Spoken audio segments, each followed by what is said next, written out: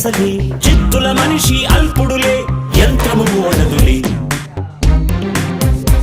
గర్భంలో జనించేవి అన్నీ గతించు మేధలో పుట్టినచో మృత్యువే